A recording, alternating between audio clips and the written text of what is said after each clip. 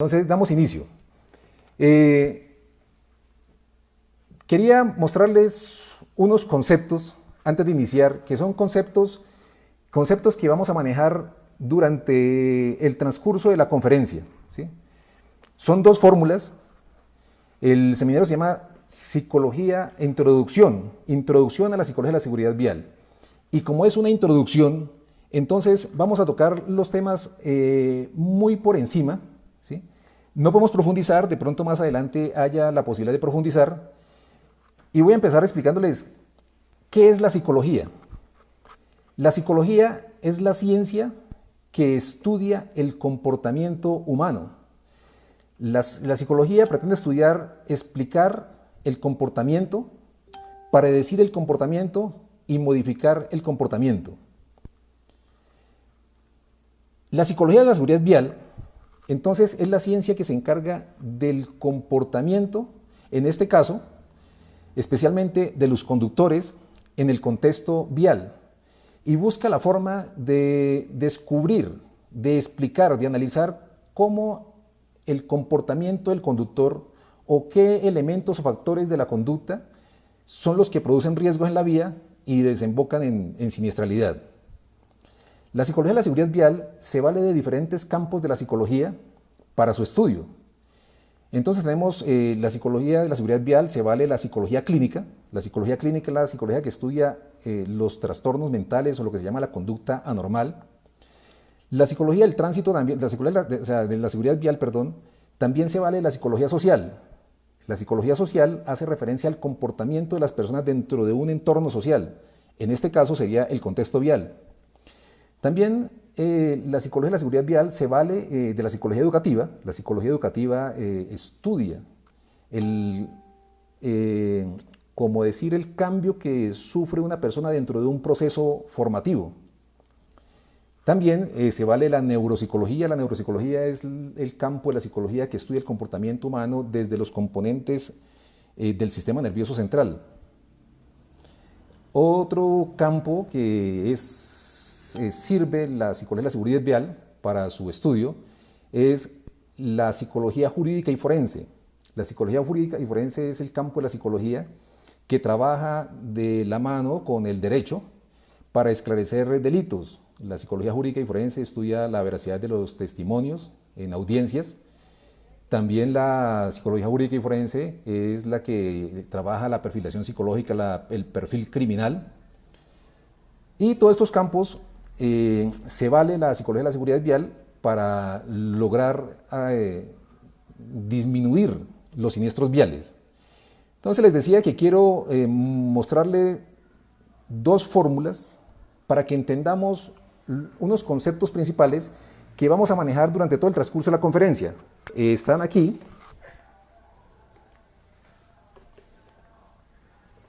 Esto, que lo hablamos ayer: pensamiento, sentimiento, acción, ¿sí? Quiero que nos quede claro esto: pensamiento, sentimiento, acción. La P de pensamiento, S de sentimiento y A de acción.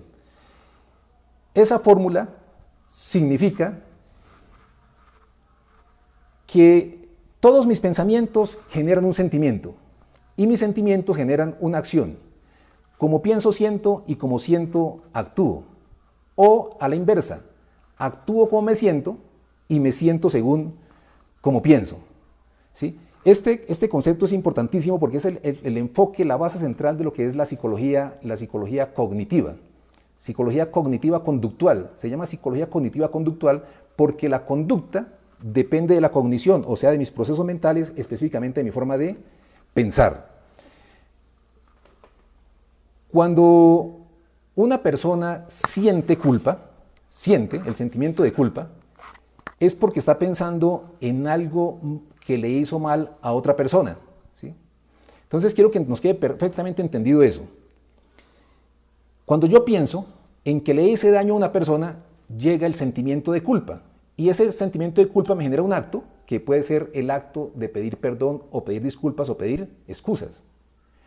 Cuando una persona piensa en algo malo que le hicieron, entonces viene el resentimiento. ¿Sí? Entonces, primero pienso, luego siento y después actúo. Entonces, el pensamiento en algo malo que me hicieron me genera un resentimiento y ese resentimiento me lleva a un acto. Entendamos entonces que cada vez que tenemos un sentimiento negativo, ese sentimiento negativo se produce por lo que estamos pensando. Cuando una mamá se preocupa por un hijo, ese sentimiento de preocupación nace del pensamiento de que al hijo le puede pasar algo malo. ¿Sí? Y de la forma de pensar es donde nacen los trastornos psicológicos. La depresión y la ansiedad son trastornos psicológicos. ¿Qué vivirá pensando una persona que sufre depresión? La depresión es un sentimiento de tristeza profundo que se prolonga a lo largo del tiempo. Entonces, una persona depresiva vive pensando en un futuro oscuro, un futuro negro, vive pensando en cosas tristes. Y ese pensamiento oscuro y negro le produce ese sentimiento de tristeza profundo. La ansiedad es un miedo al futuro, es un miedo anticipado. Entonces, cuando la persona siente ansiedad, es porque está pensando en un futuro negativo. Hoy en día estamos pasando por la pandemia del coronavirus. Pensar que me puedo contagiar, me genera un sentimiento de angustia, un sentimiento de ansiedad, un sentimiento de miedo. Entonces, lo que quiero que entendamos es que lo que estamos sintiendo en un momento determinado no depende del contexto, depende de lo que estamos pensando. Entonces, repito, cuando una madre sube a su hijo al bus de la ruta y se queda preocupada, no es porque el hijo se vaya a estudiar, es porque de pronto le puede pasar algo. Cuando el hijo se va a una fiesta y la mamá queda preocupada, no es porque se vaya para la fiesta, es pensando que le pueda pasar algo. Entonces, esta fórmula, pensamiento, sentimiento, acción, es la base de la psicología cognitiva y es un aspecto fundamental que quiero que tengamos presentes para el desarrollo del seminario. Otra fórmula que quiero que revisemos acá es la fórmula de la seguridad vial. C más H por A igual a SB. C más H por A igual a SB. ¿Qué significa C? C significa conocimientos. H significa habilidades. A significa actitudes y SB significa seguridad vial. He adaptado esa fórmula para que entendamos cómo veo yo la seguridad vial desde la perspectiva de la psicología, especialmente desde la psicología cognitiva conductual. Ahora, C significa conocimientos. Un conductor debe tener conocimientos. Tiene que tener conocimientos de la norma, debe tener conocimientos de las señales de tránsito, debe tener conocimientos de la operación del vehículo, debe tener conocimientos de manejo defensivo, ¿sí? Pero no solamente los conocimientos bastan. El conductor también debe tener H de habilidades. El conocimiento no es suficiente para que un conductor sepa maniobrar el vehículo. El conductor debe tener habilidades. Y hace 8 días nos decía Javier Merino en su conferencia que era necesario evaluar esas habilidades del conductor. Entonces tenemos aquí C más H, que es conocimientos más habilidades. Eso es lo que se conoce como aptitud. Aptitud con P, o sea que un conductor es apto para desempeñar la labor de conducir. Pero viene otra letra, que es la A. La A de actitud. La actitud tiene que ver con comportamiento. Y miremos la fórmula. C significa conocimientos, H habilidades, es aptitud. Conocimiento y habilidades suman. Conocimiento más habilidades suman, pero la actitud multiplica. Entonces, desde la psicología de la seguridad vial, tan importante como que el conductor tenga conocimientos y habilidades, es importante que tenga una buena actitud. De nada nos sirve un conductor que se sepa toda la norma, que se sepa todas las señales de tránsito de memoria, pero no las respeta. Y si analizamos bien, los siniestros en la vía no se dan porque el conductor le falte habilidad. Generalmente no se da porque al conductor le falten conocimientos. Los siniestros en la vía, nos damos cuenta, es un problema de comportamiento, exceso de velocidad, distracción por uso del celular, conducir bajo efectos de sustancias psicoactivas. Entonces, por eso les digo, conocimiento y habilidades suman, pero la actitud multiplica. C más H por A es igual a seguridad vial. Sigamos, hay un dilema, y es si le llamamos accidente o siniestro vial, accidente de tránsito o siniestro vial. ¿Sí? Hay gente que dice, a mí me da igual, eso que sea siniestro o que sea accidente, eso da lo mismo. Quiero hablarles aquí en la introducción desde la perspectiva de la psicolingüística. La psicolingüística es la rama de la psicología que estudia cómo el lenguaje afecta la psique de las personas, por eso se llama psicolingüística. Y que se llame accidente o se llame siniestro desde la psicolingüística sí tiene efectos. Las palabras afectan la bioquímica del organismo. Las palabras afectan la autoestima y las palabras afectan el comportamiento. Vamos a hacer un experimento en este momento para que entiendan cómo funciona la psicolingüística. Por favor, imaginen que en este momento ustedes se dirigen a la cocina de su casa, más concretamente a la nevera. Imagínense que abren la puerta de la nevera y en la puerta de la nevera hay un limón grande, verdecito, húmedo por el frío. Imagínense que ustedes cogen ese limón, lo llevan al mesón de la cocina, cogen un cuchillo y empiezan a partir el limón por la mitad. Y a medida que van partiendo el limón va segregando el zumo y va untando el cuchillo y se va derramando el zumo de limón por el mesón. Ahora, imaginen que cogen la mitad del limón y se lo colocan en la boca y lo exprimen en la boca y empiezan a chupar limón. Chupen limón, chupen limón. Si hicieron el ejercicio, posiblemente a muchos de ustedes se les haya vuelto la boca agua. Mire cómo mis palabras generan una reacción bioquímica en el organismo. ¿Sí? Las palabras posiblemente hicieron que ustedes salivaran, segregaran saliva, arrugaran la cara. Entonces mire cómo el efecto de mis palabras tiene un efecto sobre el organismo de ustedes. Esto demuestra cómo la palabra afecta la bioquímica del organismo. Pero la palabra también afecta la autoestima. Antiguamente se decía vendedor, y si se dan cuenta, hoy la palabra vendedor ya no se utiliza. Hoy día se dice asesor comercial, porque la palabra vendedor era discriminativa, y a mucha gente le da pena decir soy vendedor, y mucha gente decía lo último que haría en mi vida sería vender. Y como estaba tan desprestigiada la palabra vendedor, entonces se optó por decir asesor comercial. Entonces la gente ya se siente orgullosa de decir soy un asesor comercial. A las empleadas del servicio, a las aseadoras, ya no se le dice aseadoras, se le dice auxiliar de servicios generales.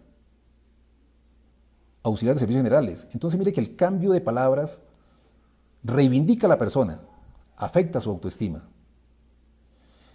No es gratis que durante el proceso de paz del presidente Juan Manuel Santos, el presidente Juan Manuel Santos muy comedidamente le pidió a los periodistas que desescalaran el lenguaje violento, desescalen el lenguaje, porque el lenguaje está afectando el comportamiento de las personas. Entonces ya no se hablaba de el grupo narcoterrorista, ¿sí?, sino de los señores de las FARC. No se hablaba de secuestros, sino de retenciones ilegales. No se hablaba de masacres, sino de daños colaterales. No se hablaba de narcotráfico, sino de delitos conexos. Entonces mire cómo la palabra suaviza, y en este caso, en proceso de paz, pues las palabras también contribuían a la paz. Desescalar el lenguaje guerrerista. Entonces tenemos que la palabra afecta la autoestima, afecta el comportamiento, afecta la bioquímica del organismo.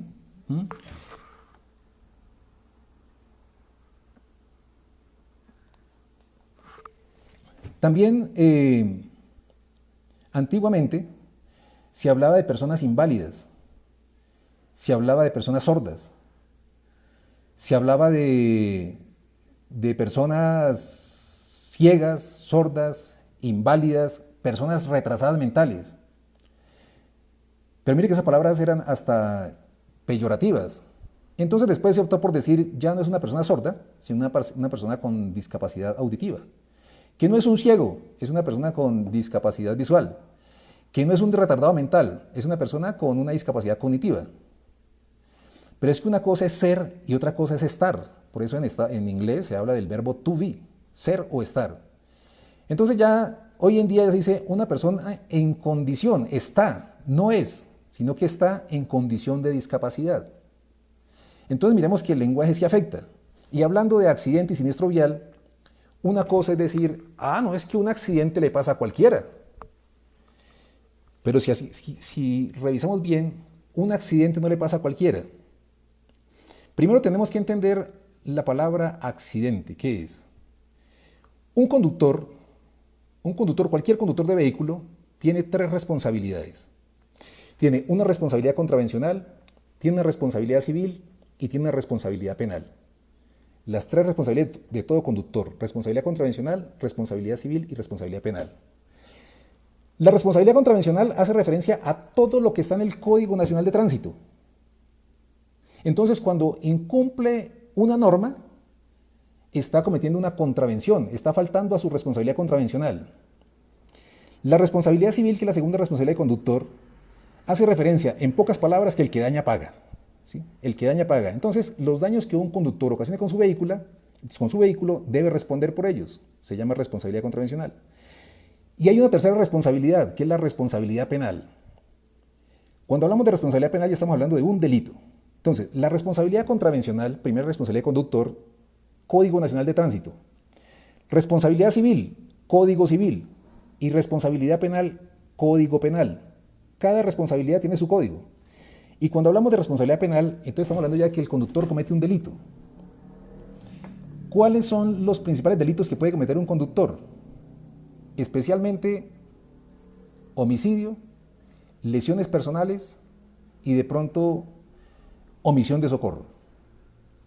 Un conductor bien intencionado, entre comillas, porque pueden haber conductores malintencionados que puedan cometer el delito de porte ilegal de armas, porte de estupefacientes, hurto, pero no hablemos de eso.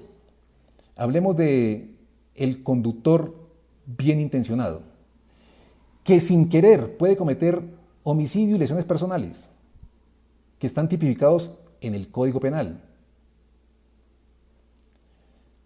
Cuando el conductor comete un homicidio, conductor bien intencionado, entre comillas, lo hace sin querer.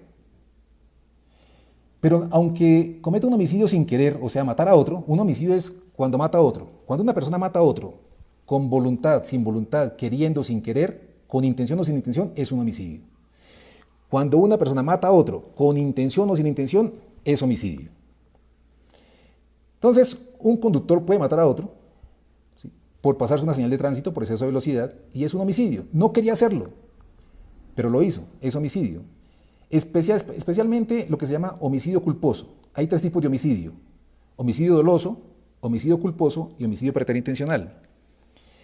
El homicidio culposo es cuando se mata sin querer, sin intención, que no es premeditado, pero ojo, se pudo evitar. Cuando un conductor mata a otra persona, pudiéndolo evitar, se llama homicidio culposo, que aunque puede ser dolo eventual, pero no nos compliquemos aquí con tema jurídico.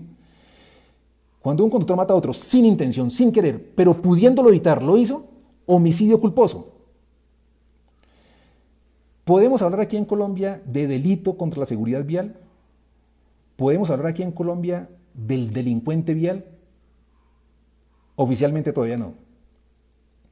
En España, en el Código Penal de España, ya existen los delitos contra la seguridad vial.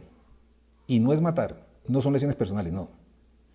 Los delitos contra la seguridad vial en España son exceso de velocidad, conducir bajo los efectos del consumo de sustancias psicoactivas, conducir sin licencia, conducir de manera temeraria, conducir sin sentir respeto por la vida de los demás. Y hay otro, que es poner elementos tales en la vía que ocasionen peligro.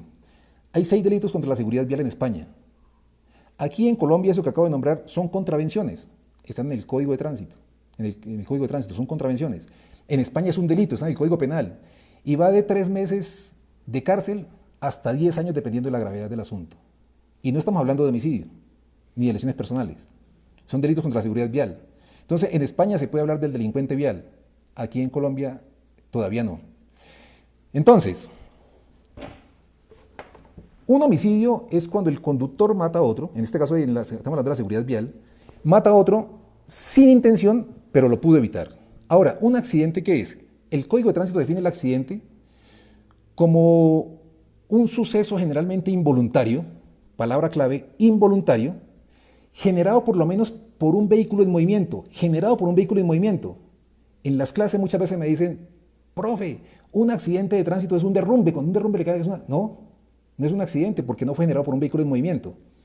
Entonces, para que sea un accidente de tránsito tiene que ser un evento de manera involuntaria, generado por un vehículo en movimiento y que cause daños a personas o a bienes materiales.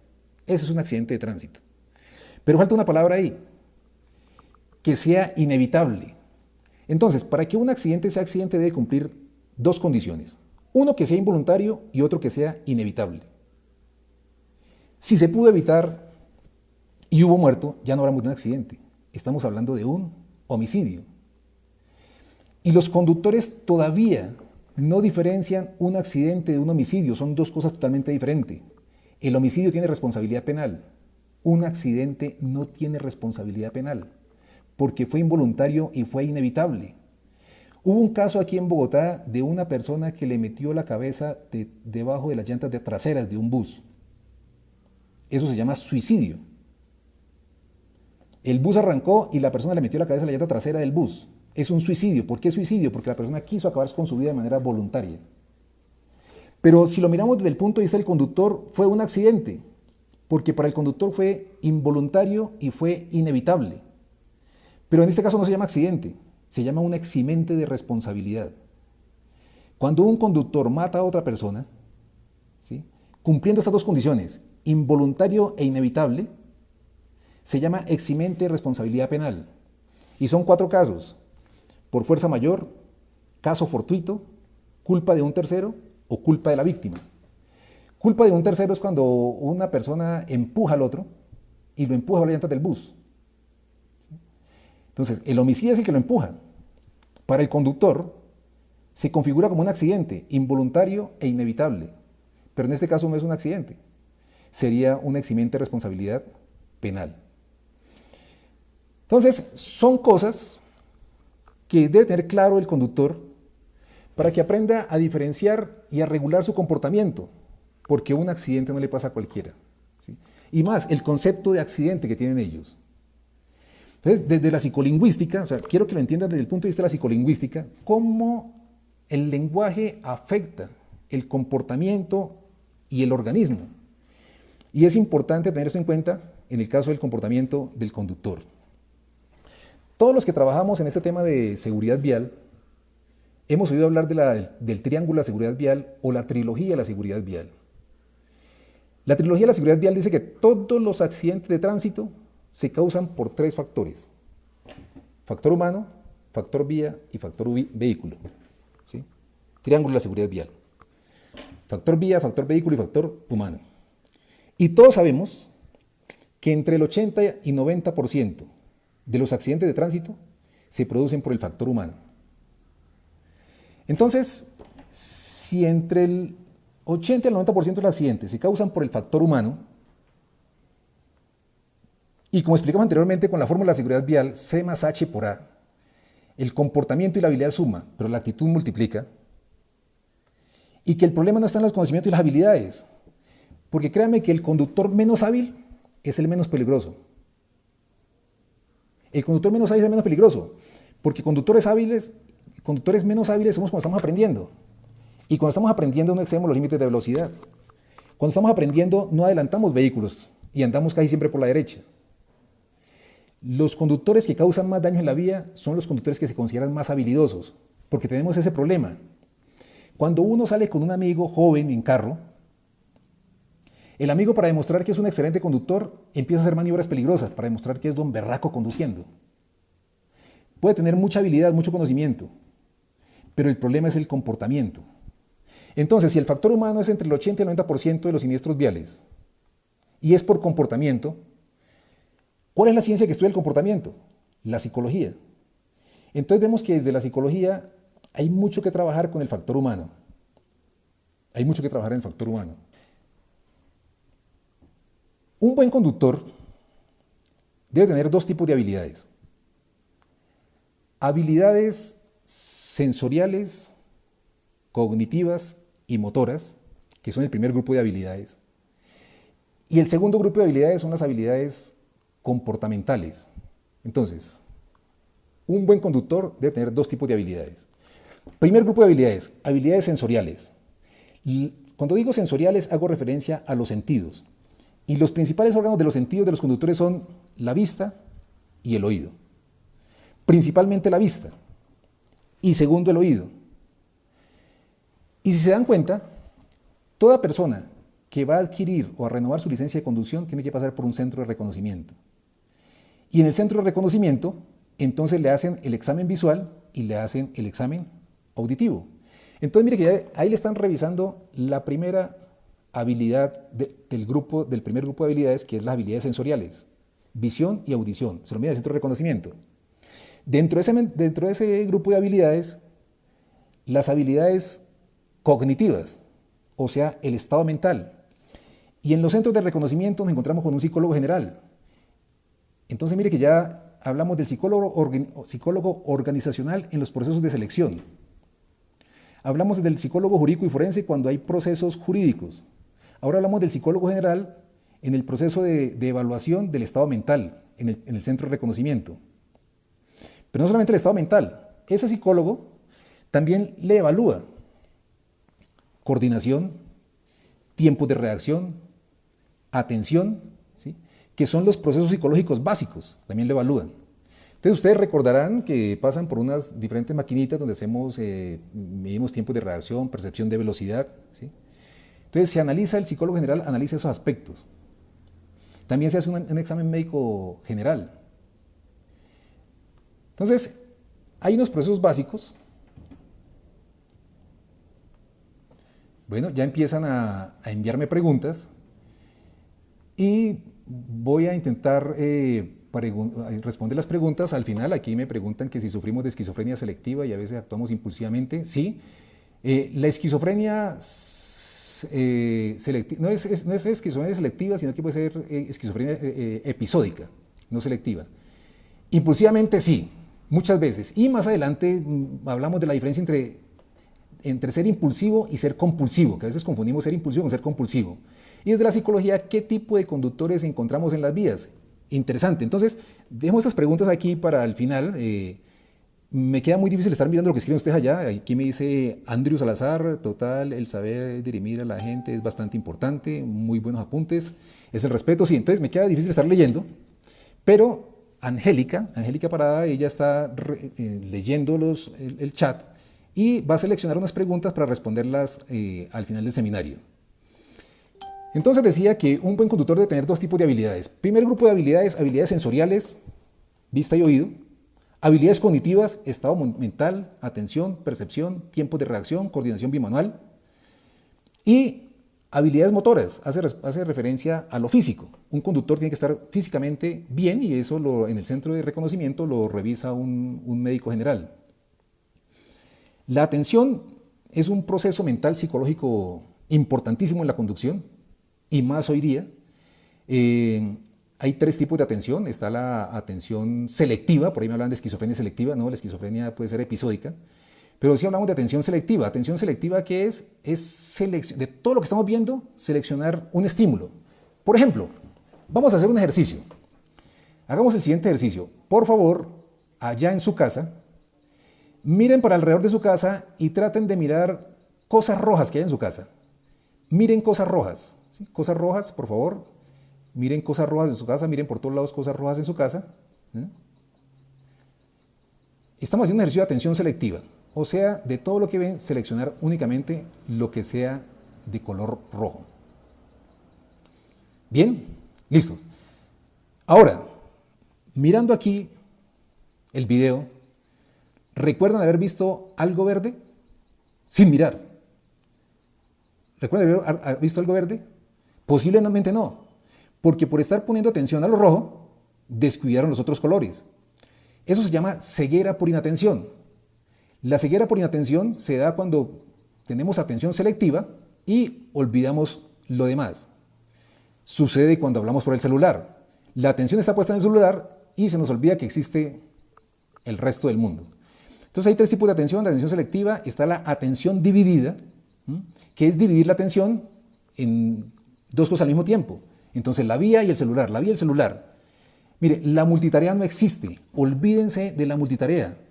Hay gente que hace varias cosas a la vez, sí, pero no lo hace realmente todo el tiempo, sino que lo que están haciendo es dividiendo la atención en varias cosas al mismo tiempo. Eso se llama atención alternante, atención alternada. Y finalmente está la atención sostenida. Entonces tenemos atención dividida, atención selectiva y atención sostenida. Cuando sostenemos por largos periodos de tiempo la atención en un mismo objeto. Y como les digo, se abre la atención alternante. Eso se lo revisan, se lo evalúan en el centro de reconocimiento cuando van a adquirir la licencia de conducción o cuando van a hacer la renovación. Entonces tenemos un primer grupo de habilidades para el buen conductor. Habilidades sensoriales, cognitivas y motoras para ver la información, procesarla y ejecutarla. Pero hay un segundo grupo de habilidades que debe tener el buen conductor y es las habilidades comportamentales. Y esas no las evalúan en ninguna parte. Y esas habilidades comportamentales son las que están generando los siniestros viales, la indisciplina en la vía. ¿De qué depende el comportamiento de una persona? Primero, el comportamiento de una persona depende de la edad. Démonos cuenta que en la seguridad vial, los que tienen conductas más peligrosas en la vía son los jóvenes. Y es más, la principal causa de muerte de jóvenes entre 19 y 29 años en el mundo, la principal causa de muerte en el mundo de jóvenes entre 19 y 29 años son los siniestros viales. Los jóvenes están muriendo en las vías. Y tiene una respuesta de la neuropsicología. Mire, aquí entra otro campo de la psicología, la neuropsicología, que estudia el comportamiento de las personas desde los componentes del sistema nervioso central. El cerebro de las personas empieza o termina de madurar entre los 21 y los 25 años, termina de madurar el cerebro de las personas. Entonces, por eso es que los jóvenes realizan muchas conductas irresponsables. Todos fuimos jóvenes y somos conscientes de que realizamos conductas irresponsables. Y por eso hoy día muchas empresas de transporte tienen un límite de edad para el ingreso de sus conductores. Algunas empresas tienen 22 años, 23 años, 25 años, porque ya se sabe que el joven tiende a ser irresponsable en la vía y la explicación es que su cerebro no ha madurado completamente. Entonces, habilidades comportamentales. Primera variable, la edad. Segunda variable, el género. Somos más imprudentes los hombres que las mujeres. Y la mayoría de las veces que trabajo en capacitación, trabajo con hombres y les cuesta aceptar eso. Los hombres somos más imprudentes que las mujeres y los hombres se están matando más en la vía que las mujeres. El hombre es más imprudente por la impaciencia. Las mujeres son más pacientes. Mire, a veces es triste ver una pareja en la parte delantera de un vehículo y la mujer conduciendo y el esposo al lado. Díganme si tengo razón. El esposo se desespera por la prudencia de la esposa. Se desespera. Cuando uno va por carretera y ve que delante de uno va un vehículo cuatro puertas, modelo 2018, 2019, 2020, a 80 km por hora, un vehículo cuatro puertas, 4x4, modelo 2019, a 80 km por hora, dice uno, va manejando o un viejito o una señora, ¿sí? Entonces nos impacientamos. Nos impacientamos. Mire, por ahí veo a Angélica, dice, sí, sí es cierto. Hay un dicho que dice, mujer al volante, peligro constante. No, eso no es cierto. La mujer al volante no genera peligro. Y es más, es difícil ver en las noticias una muerte violenta en un siniestro vial ocasionado por una mujer. Y entonces me dicen, como es que las mujeres casi no conducen, hay más hombres conduciendo. Sí, eso es cierto, hay más hombres que mujeres conduciendo. Pero difícilmente uno va a ver un siniestro vial de manera violenta que donde una mujer vaya conduciendo. Una mujer comete choques simples, ¿sí? A veces se le dificulta maniobrar y comete choques simples, pero los más imprudentes somos los hombres. Entonces, habilidades sensoriales, cognitivas y motoras y habilidades comportamentales, primera variable la edad, segunda variable el género. Hombres y mujeres somos diferentes desde la neuropsicología. Componentes del cerebro somos diferentes. El cerebro de la mujer es diferente al cerebro del hombre, ¿sí? El cerebro tiene dos hemisferios, hemisferio derecho y hemisferio izquierdo. Una diferencia entre la mujer y el hombre es que los dos hemisferios están unidos por algo que se llama el cuerpo calloso. El cuerpo calloso une los dos hemisferios. Y en la mujer, ese cuerpo calloso es más grande que en nosotros los hombres. O sea que la mujer tiene mejor conectividad entre los dos hemisferios que nosotros los hombres. Y eso explica por qué las mujeres pueden hacer varias actividades al mismo tiempo. Una mujer está en la cocina haciendo el almuerzo, viendo la novela, está hablando por celular, está regañando al niño, le pega al perro, todo lo hace el tiempo y lo hace bien. Muchas mujeres conducen, se maquillan y chatean al mismo tiempo. A los hombres nos dificulta más. Los hombres hacemos una cosa a la vez. Y muchas veces la mujer se le queja al marido, ay mi amor, ¿por qué cuando estamos en la intimidad usted no me habla? No podemos hacer dos cosas al mismo tiempo, ¿sí? La mujer sí. La mujer tiene más habilidad para detectar colores. Para los hombres existen máximo 9 colores. Para los hombres el palo de rosa es verde, porque el palo de la rosa es verde. Para la mujer el palo de rosa es otro color. Para la mujer existe el azul rey, el azul menta, el azul aguamarina, el azul petróleo, el azul noche. Para el hombre existe el azul claro y el azul oscuro. Para de contar. Entonces, cuando un hombre le diga a usted, me compré una camiseta color borgoña, mire lo raro. Para un hombre ese color no existe. Para el hombre el salmón es un pescado, para la mujer el salmón es un color. Y ahora otra cosa, la mujer tiene más habilidades comunicativas que el hombre. Las mujeres aprenden a hablar desde los 2 años, el hombre se demora un poquito más para aprender a hablar.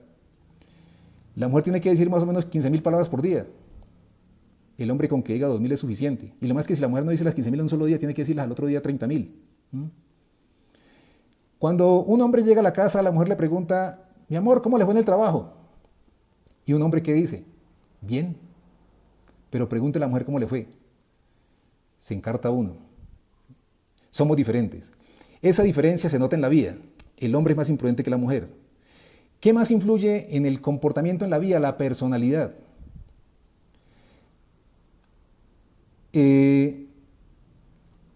Hay un instrumento de evaluación de la personalidad que se llama los 5 alternativos de Zuckerberg. No, Zuckerberg no, es que me confundo Zuckerberg, el del Facebook con el del Zuckerman se llama. Entonces, el test se llama los 5 alternativos. Y esos 5 alternativos, se llama 5 alternativos porque mide 5 grandes rasgos de personalidad. ¿Sí? Nace de los 5 grandes, el Big Five se llama el test, de los 5 grandes rasgos de personalidad. Estos 5 grandes rasgos de personalidad fueron investigados, analizados desde el componente biológico de la persona. Entonces, biológicamente podemos venir determinados por 5 grandes rasgos de personalidad. Y este test, los 5 alternativos, es de los más estudiados, los más investigados y los más utilizados en los procesos de selección en muchas empresas. Y de esos 5 grandes rasgos de personalidad, hay 3 rasgos de personalidad que podían predecir el comportamiento de un conductor. ¿Esos 3 rasgos cuáles son? 1, ira y agresividad. Ese rasgo, que tiene un componente biológico, lo mide ese test. Porque podemos darnos cuenta de que hay muchos conductores que son irascibles y que son agresivos y son peligrosos en la vida. Otro rasgo que mide ese test es el rasgo de búsqueda de sensaciones e impulsividad. Búsqueda de sensaciones. Búsqueda de sensaciones son esas personas que dicen que les gusta la adrenalina. ¿Sí? Uno escucha mucho conductor que dice, me gusta la adrenalina. Esas personas que dicen que les gusta la adrenalina y entonces que exceden los límites de velocidad y maniobras peligrosas por sentir la adrenalina, se miden ese test. En el rasgo, búsqueda de sensaciones, impulsividad.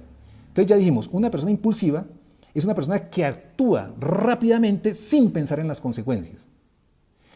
Y el otro rasgo de personalidad que mide ese test, que es bastante interesante, es neuroticismo, ansiedad. El neuroticismo. El neuroticismo hace referencia a la persona neurótica. El neuroticismo como rasgo científico ya no se utiliza, pero la palabra neurótico se utiliza muy comúnmente hoy en día para hablar de ese tipo de personas que se desbordan emocionalmente, que sufren por sus emociones. Por decir algo, una persona celotípica se puede decir una persona neurótica. O sea, esos celos exagerados. Los celos son una emoción. Y si es una emoción, ¿sí?, nace el pensamiento. Recuerde que el celoso es celoso no por lo que hace la pareja, sino por lo que piensa. ¿Sí? Entonces, el tercer rasgo de personalidad que mide los 5 alternativos es ese, neuroticismo. El neurótico sufre de envidia. La envidia lo hace sufrir. La envidia es una emoción. Entonces, recuerde, el neurótico es el que tiene emociones desbordadas y esas emociones desbordadas lo hacen sufrir. La celotipia, la envidia, la ansiedad, el resentimiento, la culpa. ¿Sí? Y mire también la ansiedad. La ansiedad, voy a definir aquí el concepto de ansiedad. Ansiedad es lo que una persona siente en el cuerpo cuando tiene miedo. El miedo es una emoción, la ansiedad está en el cuerpo. Entonces, esa taquicardia que siente la persona, esa sensación de ahogo, esa opresión en el pecho, eso es ansiedad, lo que se siente en el cuerpo. ¿Producto de qué? De un miedo. Entonces, tenemos habilidades comportamentales. ¿Qué influyen en las habilidades de comportamiento? La edad, el género y la personalidad. En el DSM-5, Manual Diagnóstico y Estadístico de los Trastornos Mentales, hay un libro que es escrito y diseñado por la Asociación de Psiquiatras Americanos, que es por el cual se guían todos los psiquiatras y todos los psicólogos del mundo para diagnosticar trastornos mentales. En ese libro de los trastornos mentales hay 10 trastornos de personalidad. 10. Entonces, si en los procesos de selección de conductores aplicáramos el test de los 5 alternativos, ahí se podrían descubrir 3 rasgos que son peligrosos para un conductor en la vía: la impulsividad, el neuroticismo y la ira. Y tocaría hacer otro tipo de análisis de entrevistas o aplicar otro tipo de test para identificar cuál de los 10 rasgos de trastorno de personalidad. Entonces, no iremos de un conductor trastornado, pero que tiene rasgos que apuntan a ese trastorno. Como les digo, yo llevo 8 años trabajando con conductores de buses urbanos, intermunicipales, interdepartamentales, y me han servido de laboratorio. Bueno, espera aquí, Anita dice, me dice un asesor de seguridad vial que cuando una persona era nerviosa y ha tenido una experiencia, un accidente en la vía, y sigue como con ciertos conflictos, es mejor que vaya a un psicólogo. Que sí, ahí estamos hablando de un trauma. ¿Sí? Cuando una persona sufre un shock emocional fuerte, se habla de un trauma y hay estímulos que le reviven esa situación, y ese estímulo al revivir esa situación puede estar en estado de ansiedad, y al entrar en estado de ansiedad su parte cognitiva disminuye, entonces va a actuar de manera emocional y no tanto de manera racional, pudiendo cometer errores. Me mostraban por aquí otra pregunta. Dice, tengo una duda y es que accidente de tránsito es cuando solo hay daños materiales no físicos, ya que si hay daño físico, así sea muerte, también puede ser penalizado. ¿Me corrige, por favor? Mire, un accidente, para que sea accidente de tránsito, tiene que ser generado por un vehículo en movimiento y que haya daños físicos o materiales. ¿Sí? Entonces, si es generado por un vehículo en movimiento y hay daños físicos y materiales, estamos hablando de un accidente de tránsito. Pero, para que sea accidente de tránsito y no un delito, tiene que haber sido de manera involuntaria e inevitable. Si fue involuntario, inevitable, generado por un vehículo en movimiento y causó daños físicos y materiales, estamos hablando de un accidente de tránsito. Pero si no fue involuntario ni fue inevitable, ya no es un accidente de tránsito. Ya estaremos hablando de un delito y hay una responsabilidad penal ahí. Otra pregunta por ahí. Dice, me parece importantísimo que en el examen psicométrico se evalúe la parte psicológica de la persona y no solo la parte motriz. Un psicópata puede ser muy inteligente y pasar por las pruebas motrices muy fácilmente. Sí, señora, o sea, importante lo del psicópata. Mire, estamos hablando de 10 trastornos de personalidad, ¿sí?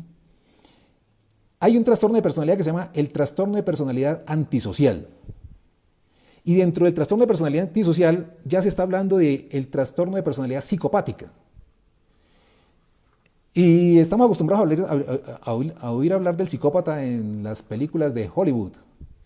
El psicópata clásico, el más conocido es el Hannibal Lecter. Hannibal Lecter cumple con los 21 criterios diagnósticos del psicópata, ¿sí? Robert Hart es un estudioso de la psicopatía, uno de los más grandes estudiosos de la psicopatía, estableció más o menos 21 criterios diagnósticos para saber si un psicópata es psicópata. Y los que hayan visto la película de Hannibal Lecter, de la serie Hannibal Lecter, están viendo al característico psicópata. El psicópata es inteligente, tiene locuacidad verbal, o sea, facilidad de verbo y encanto superficial. Es mentiroso, es manipulador. El típico Hannibal Lecter es elegante. Y se vale de su encanto para manipular a sus víctimas.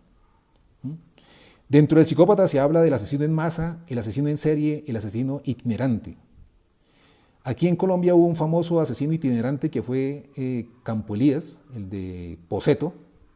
Itinerante porque por donde va pasando, por su itinerario, va matando. Mata a su mamá, mata a su alumna, mata a la mamá de su alumna. Y la única forma de acabar es matándolo prácticamente. Ese es el asesino itinerante, el que va haciendo un recorrido y va matando. El asesino en serie es el que escoge un tipo de víctimas muy similares y lo hace de tal manera que es muy difícil encontrarlo. Aquí también tenemos a Alfredo Garavito, que durante muchos años mató y fue bien complicado capturarlo. Ese es un asesino en serie. Y está el asesino en masa. El asesino en masa es como en Estados Unidos, que llegan a un colegio, llegan a una iglesia y matan todo lo que se encuentra en ese sitio. Asesino en masa, asesino en serie, asesino itinerante. Estos son los psicópatas. Pero también se habla del psicópata subclínico, del psicópata integrado. El psicópata subclínico o integrado es un psicópata que nos podemos encontrar en un banco, en la oficina. Es más, muchas mujeres se enamoran de estos psicópatas integrados, psicópatas subclínicos, porque son encantadores, tienen buen verbo, buena labia, enamoran fácilmente. Pero después de que se comprometen, el tipo las coge a maltratarlas física, verbal y psicológicamente. Y nadie le cree a la víctima, porque el tipo es tan encantador que todo el mundo se pone del lado de él. La misma familia de la víctima se pone del lado del victimario. Ese es un trastorno psicológico de la personalidad. Es difícil de encontrarlo. Hay unos protocolos, hay unos tests para encontrar rasgos de personalidad psicopática. Pregunta. ¿Me puede repetir la fórmula C? Entonces aquí va a estar. C más H por A. C conocimientos, H habilidades, A actitudes igual a seguridad vial. Conocimientos y habilidades suman, pero la actitud multiplica. Seguimos. Entonces el psicópata puede estar en cualquier parte, ¿sí? El psicópata no tiene culpa, no siente remordimientos, no tiene empatía, por eso maltrata y no siente ningún problema emocional, ¿sí? Y tiene que ver ya con la parte neurológica, algún faltante, alguna desconexión. Entonces decía, no perdamos el hilo. Un buen conductor debe tener dos tipos de habilidades. Primero, habilidades sensoriales, vista, oído, cognitivas, atención, percepción y estado mental.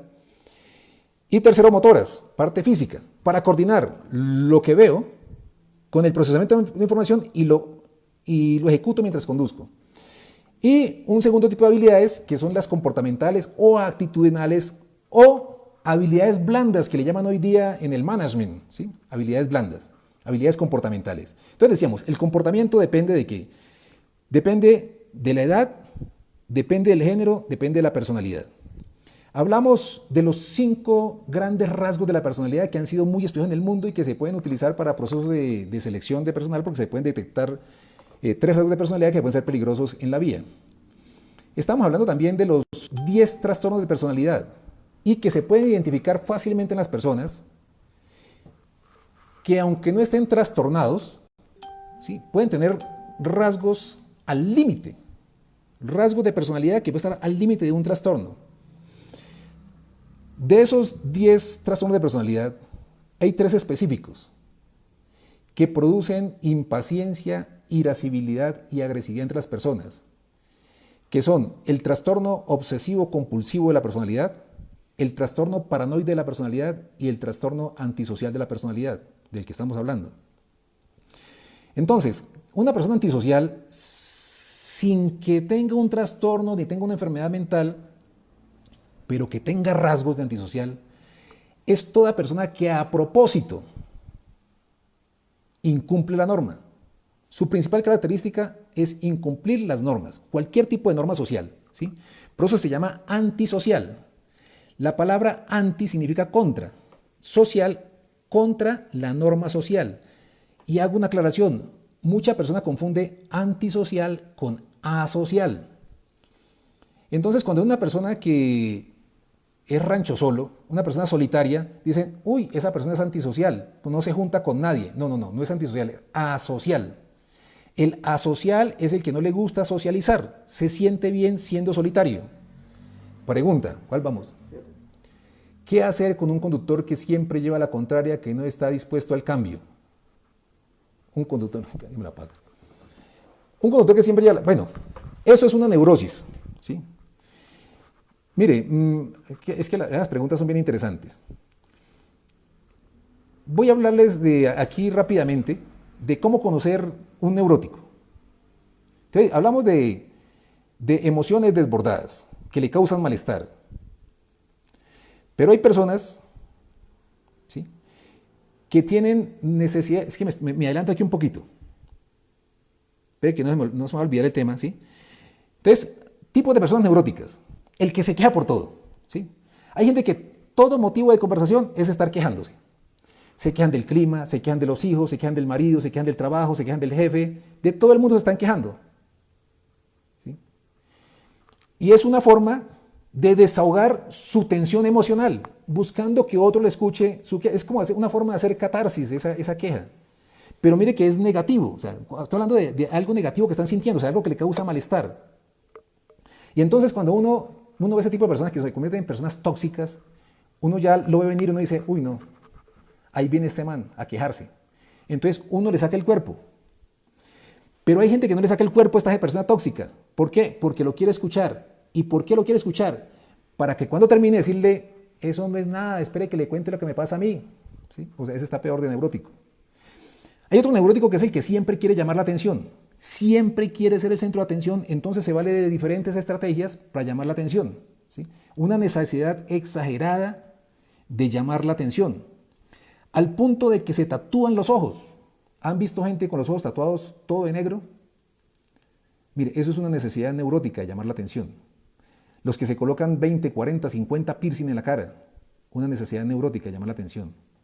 Y está el que me decían por ahí, el que siempre quiere llevar la contraria, el que siempre quiere tener razón, el terco, ¿sí? Mire, es una neurosis. Y por eso es el motivo de esta capacitación, para que dejemos de enfocarnos tanto en las habilidades sensoriales, cognitivas y motoras y le dediquemos un poquito más de tiempo a las habilidades comportamentales, ¿sí? En la conclusión de esta charla es que importantísimo el autoconocimiento, o sea, hacerle ver a la gente por qué es como es y por qué se comporta como se comporta. Tuve la oportunidad de trabajar capacitando conductores para ingresar a una empresa. Todo conductor que quisiera ingresar a trabajar tenía que cumplir con 85 horas de capacitación, 85 horas. Y no estoy hablando de hace un año o 2 años, ¿sí? Estoy hablando de hace 10 años, cuando yo recién empecé en este tema. 85 horas de capacitación, y de esas 85 horas de capacitación solamente se le dedicaban 14 al tema del comportamiento. O sea que si hablamos de las habilidades sensoriales, cognitivas y motoras y habilidades comportamentales, 71 horas eran para habilidades cognitivas y motoras y 14 horas para habilidades de comportamiento. Yo dictaba esas 14 horas, Y me metí en un problema en ese tiempo. Porque cuando me decían, ¿usted en qué trabaja? Yo decía, no, yo soy psicólogo y trabajo en capacitando conductores. ¿Y qué les enseña? No, que la parte de comportamiento. Uy, pero déjeme decirle, ¿qué les está enseñando? Porque esa gente sí deja mucho que desear, ¿sí? Pero es que en 14 horas uno cambiarles 40, 50 años de mañas es difícil. No es imposible. Desde la psicología educativa he estado tratando de diseñar, he estado diseñando programas de capacitación para lograr el mayor impacto en esas, bueno, en ese tiempo eran 14, ahora son menos. 14 horas, lograr un cambio en esas personas, ¿sí? Entonces sigo con la historia. 85 horas, 14 de comportamiento. De pronto se les dio por incluir una nueva asignatura. Se llamaba manejo en alta pendiente. Ese curso debería durar 6 horas, conducción en alta pendiente. Pero tenía que ser dentro de las 85 horas, o sea que tocaba reducirle a otras asignaturas para incluir estas 6 horas de esa asignatura nueva. ¿A cuál le quitamos? Al comportamiento. Entonces pasó de 14 a 8 horas. 8 horas de comportamiento y 77 de habilidades cognitivas y motoras. Entonces yo desde la psicología pienso que hay que dedicarle un poquito de tiempo más a las habilidades de comportamiento. Otra pregunta por aquí. ¿Cuál es el trastorno más común en los conductores? Entonces, hablando de personalidad, ¿sí? No hablemos de trastornos, hablemos de rasgos de personalidad que se acercan al trastorno. Entonces les decía, antisocial, el que no le gusta cumplir con la norma. Y es más, lo hace a propósito desafiando la autoridad. Típico conductor que debe 16 millones de pesos, 4.000 euros más o menos, hay que ir haciendo más las cuentas rápidamente, 16 millones de pesos en comparendos, porque viola la norma a propósito, ¿sí? Entonces el que tiene rasgos antisociales contra la norma es un tipo que es irresponsable, que es mala paga, que se bebe, ¿sí? Porque tiende al alcoholismo, se bebe la plata, no tiene relaciones estables, posiblemente iba con la mamá y como vive con la mamá no le da plata para el mercado, pero le exige que le tenga su almuerzo. Una persona con rasgos antisociales. El paranoide, como dijimos inicialmente con don Ricaute, es la persona que desconfía de todo, ¿sí? Siempre está a la defensiva. Es la persona que entra a un sitio, la gente está hablando y cuando él llega la gente se calla, inmediatamente piensa que están hablando de él y se comporta de manera agresiva. Los reta, sean varones, tengan pantalones, hablen de frente, ¿sí? Es tan desconfiado que no se aguanta ni un piropo. Si alguien le dice, oye hermano, está bonita su camisa, ¿y qué le veo de malo? No, que está bonita. Sí, pero es que usted está riendo, es que está burlando de mí o qué. Tiende a ser mal geniado y agresivo porque siempre está a la defensiva. Este tipo, por la desconfianza, tiende a ser celoso y a dudar de todo el mundo. Y el otro es el obsesivo compulsivo. O sea, el obsesivo compulsivo, que le gusta hablar a mi amigo Juan Carlos Falcón, es una belleza persona. Obsesivo hace referencia al pensamiento. Compulsivo hace referencia al acto. Todos hemos sufrido alguna vez un episodio obsesivo compulsivo. No estoy hablando de rasgos de personalidad en este caso, ni de trastorno de la personalidad. Estoy hablando que todos hemos pasado por episodios obsesivo compulsivos. Por ejemplo, cuando usted se acuesta por la noche y se pone a pensar si le cerró o no le cerró el paso al gas, ese pensamiento repetitivo en su mente es un pensamiento obsesivo, un pensamiento que no se lo puede quitar de la cabeza. ¿Le cerré o no le cerré el paso al gas? Hasta que no se levante a revisar, no descansa. El acto de levantarse a revisar es la compulsión, el acto que le pone a descansar la mente. Hay gente que tiene ese tipo de trastornos, pero hay un trastorno obsesivo compulsivo y hay un trastorno de personalidad obsesivo compulsivo. Entonces, cuando hablamos de trastorno de personalidad obsesivo compulsivo, hablamos de una persona que le gusta hacer todo bien, que es muy correcto, cumple la norma, pero es mal geniado, porque él quisiera que toda la gente hiciera las cosas como las hace. Aquí me hacen preguntas de las fobias. Para tratar cualquier tipo de fobia, sea maxofóbico, sea lo que sea, ya se necesita un tratamiento psicológico. ¿Sí? Cualquier tipo de fobia hay que hacer con tratamiento psicológico. Entonces ya para concluir, es que nos demos cuenta que la psicología está presente en la seguridad vial. El problema de los siniestros viales no es un problema de conocimientos y habilidades, es un problema de comportamiento. Desde las motivaciones, desde las emociones, desde la personalidad, desde la edad, desde el género, desde las expectativas, desde las creencias, desde las actitudes. Y entonces las capacitaciones deben ir enfocadas a este tema. Podemos capacitar en el autoconocimiento, capacitar en la autoestima. Hay una frase bíblica que dice, ama a tu prójimo como a ti mismo. Pero si yo no me amo a mí mismo, ¿cómo voy a amar a mi prójimo? Entonces enfocar en eso, enseñar técnicas de autocontrol de la conducta para los que son impulsivos, enseñar técnicas de autorregulación emocional para regular mis emociones, hablar técnicas de afrontamiento del estrés, porque el estrés es otro tema psicológico que afecta a la seguridad vial. No me queda más que desearles suerte, muchas gracias, perdonen de corazón los inconvenientes técnicos que hemos tenido, no sé qué está pasando, hoy teníamos lo mejor de la tecnología, algo pasó, conexión, no sé, operadores de servicio de internet. Esperamos vernos en el camino, conozco gente con los cuales nos hemos encontrado, poder ofrecer mis conocimientos, estoy a la orden. Muchas gracias. Tengo aquí a Reyes Rincón. Norman. Bien. Chao, chao.